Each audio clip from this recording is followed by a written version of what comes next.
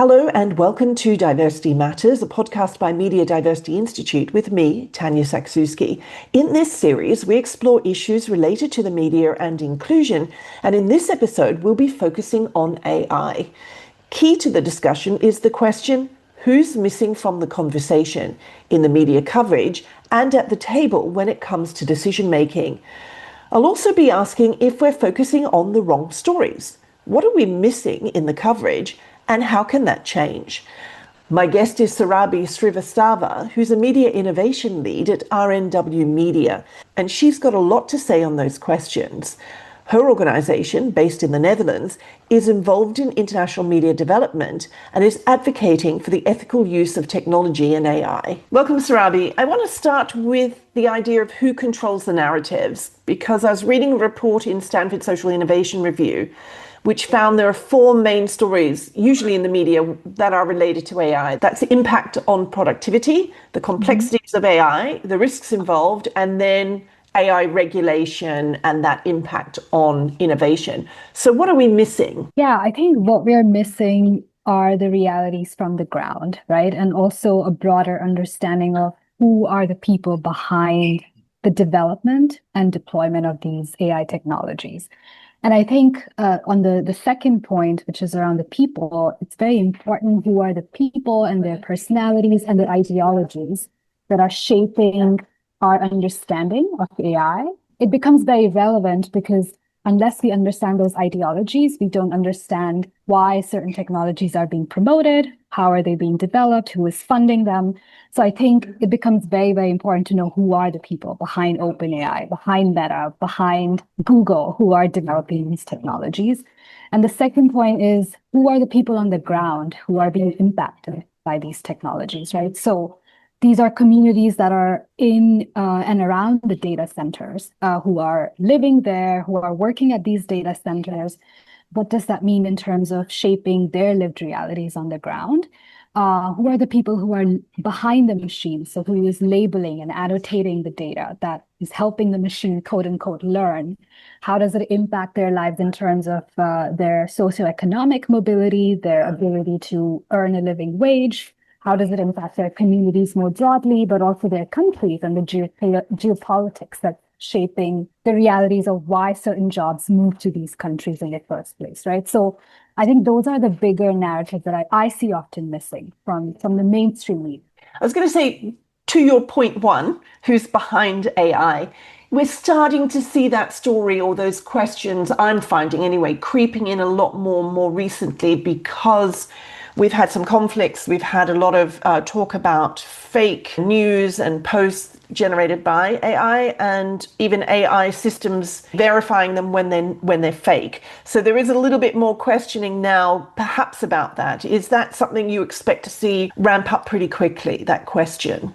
Do you think there's an interest in questioning or challenging the responsibility of the people behind AI? I sure hope so, but I don't think that is going to be the case anytime soon. Of course, there's been increasing reportage, especially with the recent conflict between Trump and Elon Musk and his role in the US government, or about Sam Altman and how he envisions the rise of technology and how he portrays it as a binary battle between the United States and China. But I don't think, and at least I haven't seen enough coverage of journalists or media organizations covering critiquing these narratives about AI and the people behind them.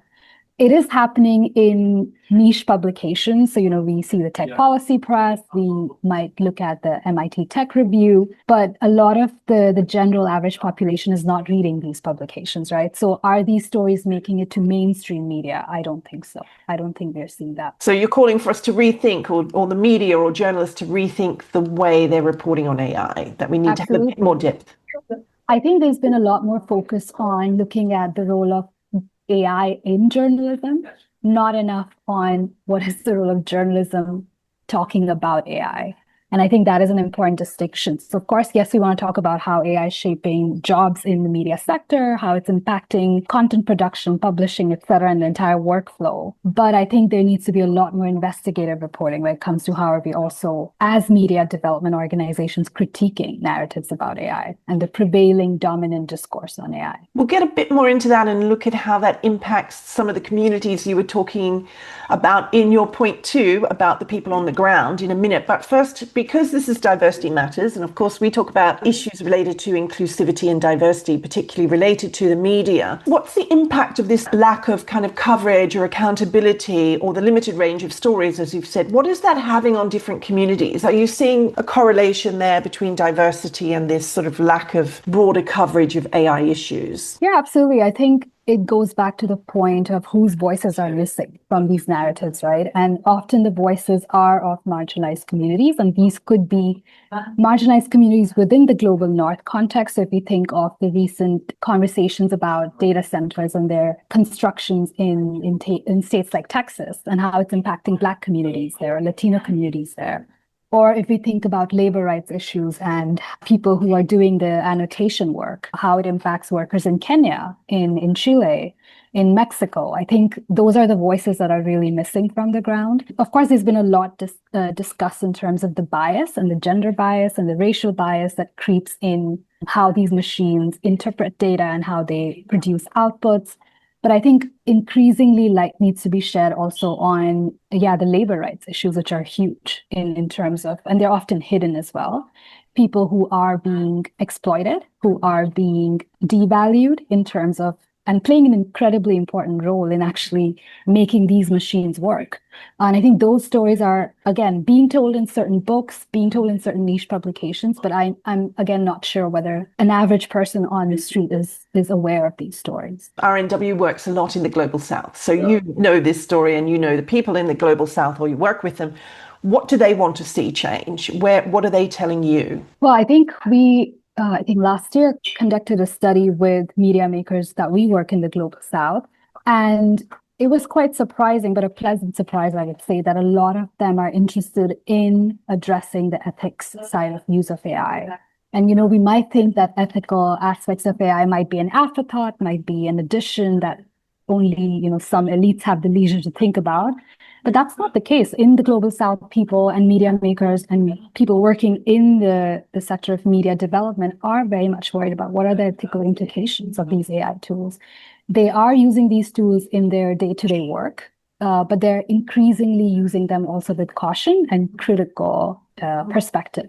And I think that was very useful and very enlightening for us to realize that in the Global South, which has very little voice in terms of the dominant narrative in the broader narrative on AI, the ethics matter a lot. And I think this links back to the conversations on broader governance and what role communities and their voices have in framing these global regulations and governance frameworks on AI. So what are some of those debates and discussions on the ethics, including, like, what are they tackling? What are their main concerns? And are there any differences to what perhaps we're being more exposed to when we're in Europe or somewhere not in the Global South? Well, I mean, in Europe, we are quite privileged to now have the EU AI Act and other forms of regulations and regulatory frameworks that are looking out for users, despite also human rights activists having critiques of these frameworks as well. I think what's missing in Global South is a conversation on having such frameworks at all to begin with. I'm originally from India, and we do not have a data privacy framework at all. While everything's been integrated with AI and the government has huge access to everyone's data, but there are always stories of data being leaked to third parties constantly and consistently. So I think there's a question of privacy. There's also a question of, does Global South have a stake in the technology that's being built? So a lot of the technology, again, the workers in the Global South are doing the very exploitative labor of labeling the machine learning process, but the technology is being still owned through intellectual property laws by these big tech giants, right? So does Global South actually have any stake and control over the technology that is being built? And the third point I would say is the environmental impact. Again, I think from our stories with media makers that we also learned that we might again think that it's only an elite section that might be worried about climate implications of AI technologies, but that's not the case. I think people on the ground are very much concerned about what are the climate costs of using these AI technologies on a regular basis, and how do we become more critical users of this technology while keeping in mind our own climate impact. So I think those are some areas of ethics that we are listening from the ground. Is the media there covering those stories more? I think increasingly there's independent media covering those stories, and hence the value of public interest journalism becomes so much more important, and the reason to fund it and sustain it, because it's really the small independent media houses doing this kind of work, not corporate owned media, not mainstream media, not like large media houses that we know in these global south contexts that are covering these issues. No, I think they're very much highlighting still the hype around AI, personality cult of Altman or Musk. It's still prevalent, but again, this is the kind of media that's being consumed mostly by the elite or people who buy into the myth of what these men are trying to do in the tech sector.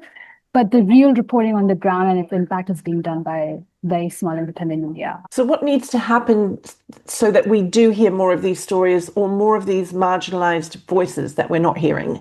What needs to change, or what should we be following if we want to hear those voices and hear those concerns directly? In terms of what needs to happen, it links to we need to fund and support investigative public interest journalism more strongly and committed to the idea of doing real stories in public interest, right? So that is linked to funding and media viability conversations. The second is who is doing this kind of reporting. I think we need diversity of voices also amidst journalists who are doing this kind of reporting. That can be citizen journalists who are working in collaboration with the investigative journalists as a way to bring in voices that are often missing from these stories. The third is, I think we need to enable access to these voices to spaces in Global North. So for instance, the Internet Governance Forum, heavily dominated by Global North voices. And I was recently reading in an article in The Guardian, for AI researchers and scientists based in Africa, it's really hard to have access to these spaces, these conferences in the Global North, because of visa issues. So, we also have to then think of intersecting issues of immigration access that link or prevent researchers and activists from accessing latest news and updates and research on technology, network with people who they might be able to work with. And so even an issue like how do you get visa can prove to be a big hindrance in this global north-south divide on AI technology transfer and knowledge transfer. So I think enabling access to these spaces and then making sure that in governance discussions, we don't only look at policymakers or policy wonks who are very much within the system, but we listen to civil society, we listen to community organizations that are doing the work on the ground. We listen to lived experiences of people who are being impacted directly. And they need to have a seat at the table, not just in terms of, hey, we will listen to you and then we take your insights to these spaces, which should happen, but also can we get them there so they can also, be their own owners of this voice and message in these spaces.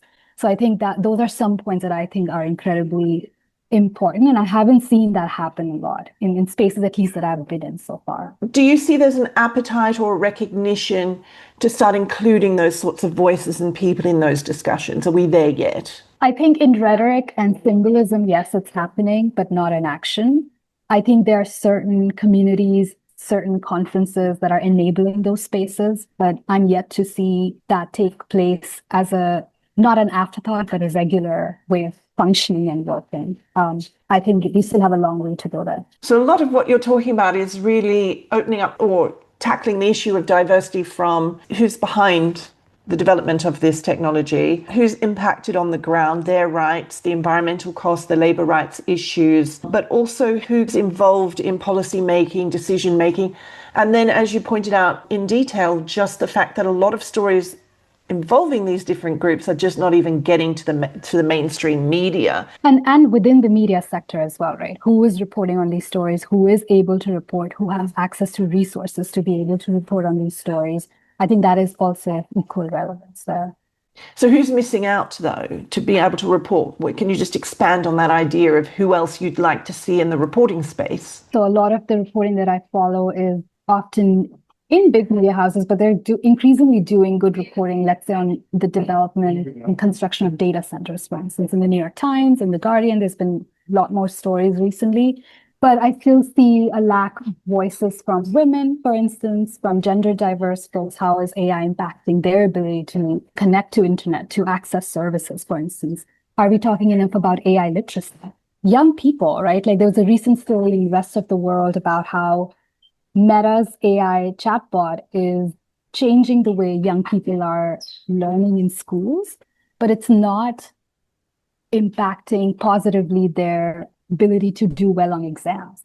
So it's impacting teachers. And I think some publications, again, are doing this kind of reporting from the ground, but we need more of these stories to really assess what's happening.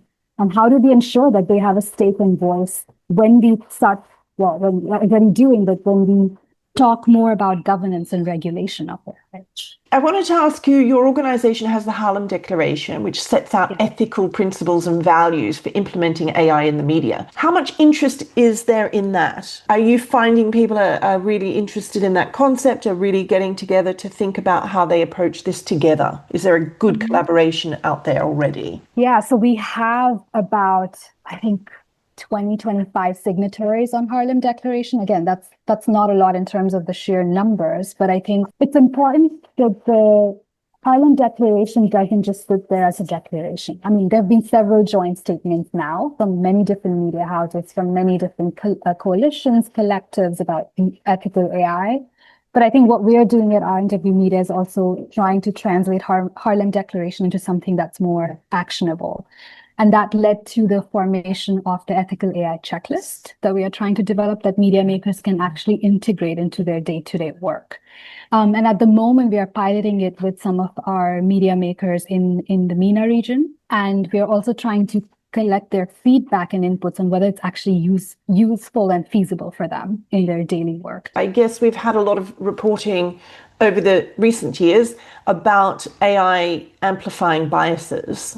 Is that still a big debate, or have we moved on from that? Yeah, of course, it is still a debate in the sense that it's not a conceptual debate. Everyone knows that it's happening, right? But the real thing is, like, are we now doing enough to address it? And one example I would like to share is, again, from my experience at RightsCon earlier this year in February, when I was there. There was a session on building inclusive tech, and especially looking at tech-facilitated gender-based violence. And in that session, there were the usual group of people who I always encounter, which are feminists, women's rights advocates, people who are working within the tech sector, but they're mostly from a feminist background, they're gender diverse. What I really saw a lack of was cis men who are what we would call tech bros, who are really from the dominant part of the industry, or policymakers who are working on these issues. They were absent from these sessions, and that's often the case that I've seen both at RightsCon and at Internet Governance Forum. And I think that gives me a sign or an indication that, yes, while people understand that bias is an issue, we are not doing enough to have more inclusive discussions in terms of who is really missing from these spaces. And so that tells me, or makes me wonder, whether we're really doing enough to address the biases at the foundational level. If you could change one thing or influence one thing today, what would it be? Like, what do you want to see happen quickly or change? I think for me, it's really moving away from the very one-dimensional narrative on AI that we have at the moment. Either it's the geopolitical angle of the China versus US binary, or it's like AI is the answer to all of our problems. I think I really want to move away from this one-dimensional narratives on AI and really urge and compel people to look at it from an intersectional lens. I identify as an intersectional feminist, and I think for me, it's really important that we look at these issues from the perspective of communities' voices, narratives that are often missing or silenced. If we are able to do that, I think we'll have better perspective in how we approach this technology. And I'm not by any means saying that I'm not in favor of using AI. I am, but I would love for us to use it from a lens which is more informed, aware, and infused with ethics and responsibility. And I think that's really the change that I would like to see. Surabhi, thank you very much. Thank you, Tanya. My thanks again to Surabhi. I really enjoyed talking to her, and I thought Her take on what she would like to see change, that very last question, provides us with a lot to think about. So thank you again. That's all for this episode of Diversity Matters, brought to you by Media Diversity Institute, or MDI. If you've enjoyed it, please do like and share it. You can also listen to earlier episodes and find more information on MDI and issues related to the media and diversity on our website, media-diversity.org. Thank you for joining me. I look forward to your company again next time. Take care.